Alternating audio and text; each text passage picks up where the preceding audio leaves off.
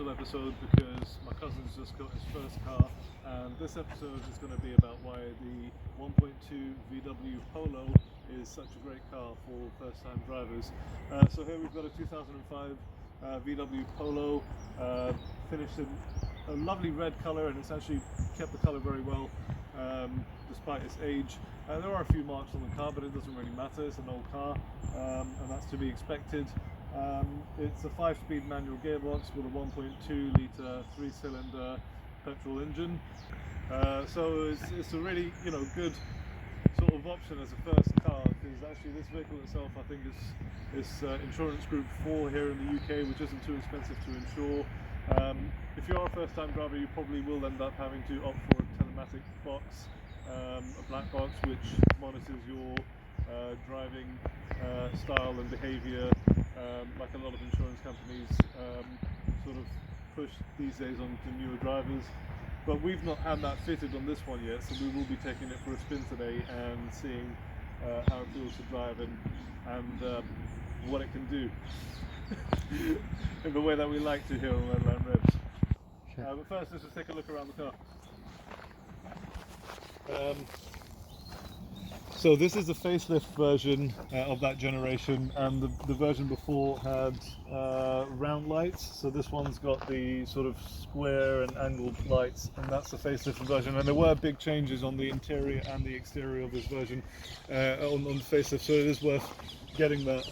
Inside, nice enough. The seats look well enough. The driver's seat's a little bit sagging after all these years, but this car's done 117,000 miles, nearly 120,000 miles, and actually, it's in more or less good condition. Let's have a look in the back here. Let me just jump in so you've got a sense of how much space there is. So I'm about 6 foot tall, and I have to say I'm more or less comfortable in here. It is a small space, but nothing's touching me or getting in the way. You couldn't get 3 adults in the back comfortably at all, but we have had 4 people sit in one of these Polos, and I was surprised that actually everybody was in there and comfortable enough. So for a little car, the space on the inside is really, really great. And let's take a look at the boot as well, which again, for a tiny little super mini, is great boot space. I've seen some saloon cars struggle to offer that much luggage space in the boot. All round nice looking little car. I think it's a VW, it's a Polo, it's going to have that classic and that sort of timeless look and appeal.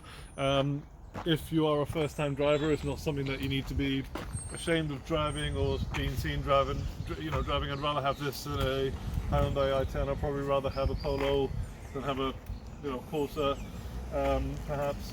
So a really great option. We bought this car for £1,050 with a ton of service history, so quite a lot of VW stamps and then loads of receipts from independent garages.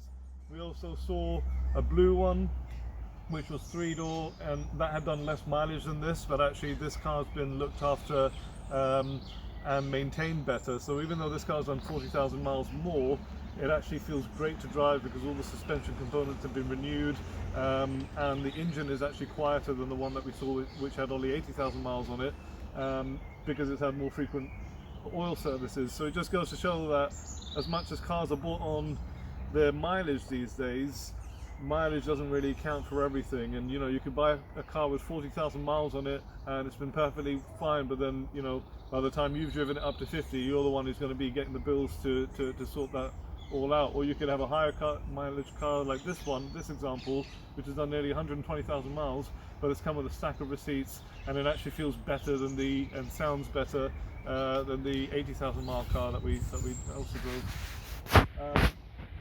Let's just take a look at the engine and then we'll take it for a spin. Right, just push the hood and here we have it. It's the 1.2 litre. It has got the engine cover over it at the moment, which I am going to take off for you. because this is Redline Revs, so they have your little 3-cylinder unit right there. So cute little engine, 3 cylinders.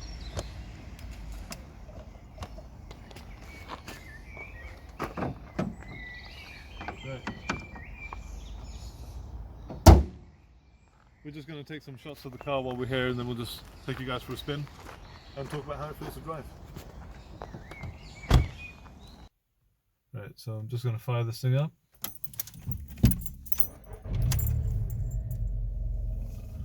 And I think I mentioned that actually the engine in this one, although the car's on 117,000 miles, sounded a lot smoother than one we saw which had 80,000 miles on it. And my god, this car feels good to drive. Immediately I can feel that. The steering is so nice in this. It is way better than the 80,000 mile example that we saw. It just really goes to show, I know I keep going on about that, but it just really goes to show how it's not all just about mileage, but it's also about maintenance. This is a nippy little car around town actually. 55 brake horsepower. Sounds like absolutely nothing given what I'm used to, but this thing, it doesn't feel underpowered when you're driving around town or you're driving normally at all. It may do on the motorway, although we drove it back on the motorway and seems to be doing okay. Gearbox is nice.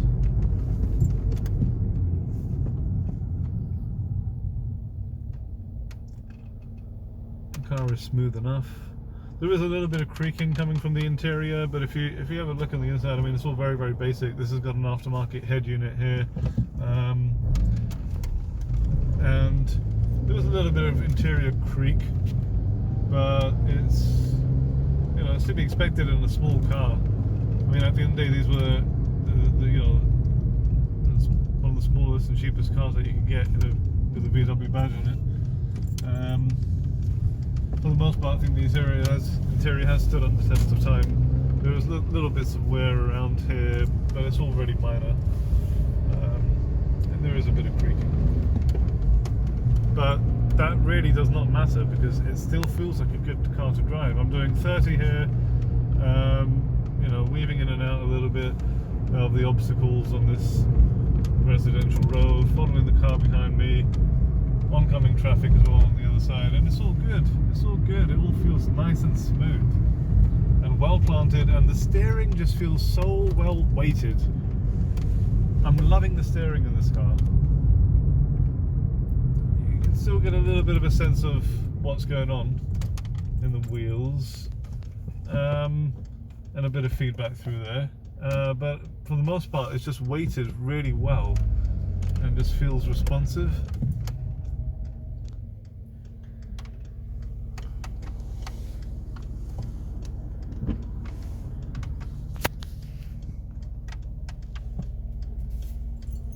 This is the 4-door. The car is obviously, the Polo's come in a 3-door as well.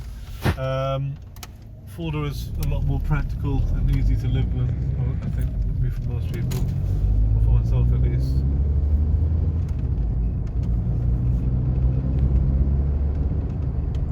And the cars that I'm used to, if you ever ask me would you be able to drive a 1.2 Polo and enjoy it, I would probably laugh at you, but actually here I am, and this car feels good to drive. It's been well looked after, and I can feel that the suspension has been maintained and it has been renewed, and we've got tons of receipts and everything that came along with the sale. So I think for £1,000 we've done ourselves pretty well here. We bought this car in Bristol. It has been nicely looked after. It's a good little car. Gearbox feels nice, it really feels nice, and this is after 117,000 miles. Easy car to drive, easy car to live with, cheap to run, cheap to insure, gets great fuel economy.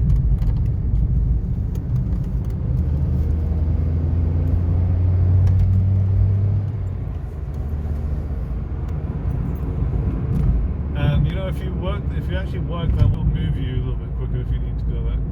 If you need to do that. This is. I'm really impressed by this car, and I think any first-time driver would do themselves proud if they landed themselves one of these. And you know, like I said, this car cost us £1,000, which is not, you know, not a lot of money for a car that feels this good to drive. And I almost thought I was in a auto there. Getting too used to my new BMW. Videos on that will be coming up. But here we are, my cousin's little 1.2 2005 Polo, 3-cylinder, cute little engine. And you know, I mean, I laugh about it, but actually these 3 cylinders are really great. They've got lots of low down torque, and for driving around town, driving around the city, they feel quite nippy. I'm now going to put my foot on it and show you, see what this Polo can do. For a 40.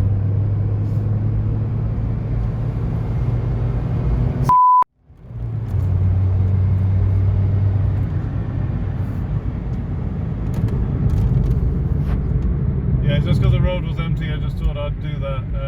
We don't obviously condone that. A little bit understeery.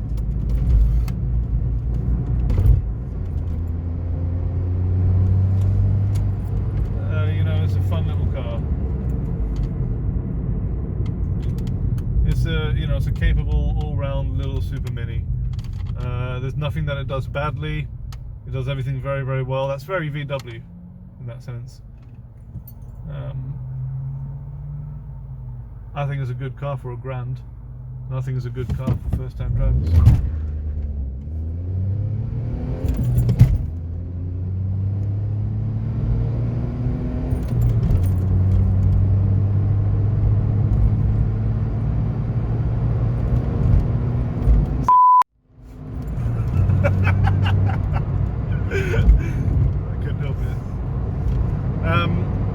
So yeah, I hope you found this video useful.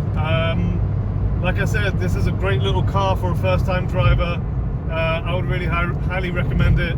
It only costs £1,000. If you've just passed, if you're looking for a little car, if someone in your family, a friend, loved one, just passed a driving test, this might be the sort of thing that you want to get them in. So have a look at these. 1.2 Polo, best little car for a first-time driver in the UK. Put it out there. It's a Red Lamp Revs. Stay tuned. We'll be doing a few more jobs on this car. Probably do an oil change, and we'll be maintaining it. So there will be a little bit coming up on that. There'll also be, of course, more content on my Seat Leon Cupra R and on my new BMW, which I'll be unveiling to you guys very soon. There's a Red Lamp Revs. Thank you very much for watching. Make sure you comment, rate, and subscribe. Please make sure you click subscribe and show your support. So first time drivers, go and get yourself a 1.2 Polo. You're not going to regret it. There's a Red Lamp Revs. Make sure you subscribe.